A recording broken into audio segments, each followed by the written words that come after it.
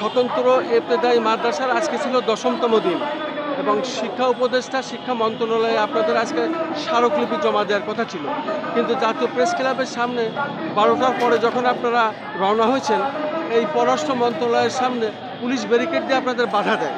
সেই বাধা এখনও চলছে। এখানে নামাজ আদায় করেছেন জোহরের, তারপরেও এখনও ব্যারিকেড ভাঙেনি। আপনারা কি চাচ্ছেন? এখন শেষ পর্যন্ত ব্যারিকেড না ভাঙলে কি হবে? ব্যারিকেড যদি না সরায় পুলিশ কি? আমরা এখানে মানে মৃত্যুর জন্য তৈরি আসছি, সেটা না খাইয়ে আমরা মরিয়া দিতেছি। কোনো বেতন নাই, টাকা নাই, পয়সা নাই। আমরা শিক্ষক, আমরা থাকবো শিক্ষা প্রতিষ্ঠানে। আমরা কেন এই রাজপথে বইয়া মনে করেন এই জলকামানের সামনে থাকি? আমরা কেন এই জলকামানের সামনে থাকি?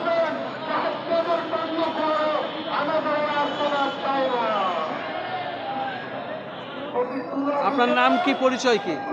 মোহাম্মদ আবুল হাশেম, পটুয়াখালী জেলা শিক্ষক সমিতির জয়েন্ট সেক্রেটারি এবং ইবতেদায়ী মাদ্রাসা প্রধান শিক্ষক। কিন্তু আমরা দেখতে পাচ্ছি পুলিশ জল কামান রেডি রেখেছে, যে কোনো মুহূর্তে উপরে আপনাদের উপরে জল কামান দিতে পারে এবং শর্তভঙ্গ করতে পারে। তখন আপনারা কি করবেন জেনে শুনে? না, আমরা জেনে শুনে জল কামান মানুক আর গুলি মারুক, আমরা স্থানে থেকে লড়বো না যতক্ষণ পর্যন্ত আমাদের এই যে প্রজ্ঞাপন জারি না করবে, লিখিতভাবে বেতনের কথা না বলবে। আমরা এক সরবেন না, এক চুল পরিমাণে সরবো না, এক চুল পরিমাণে।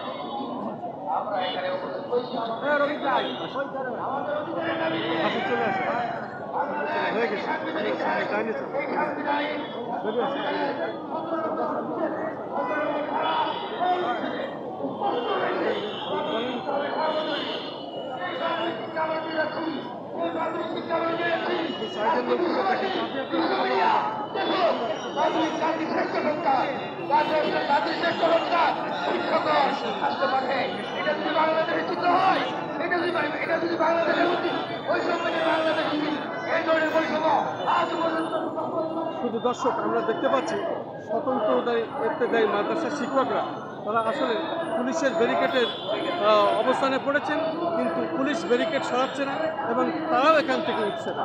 তাদের কথা হলো আমাদের মৃত্যু হলে এখানে হবে, কিন্তু আমরা আমাদের অবস্থান থেকে আমরা একচুয়ালি সরব।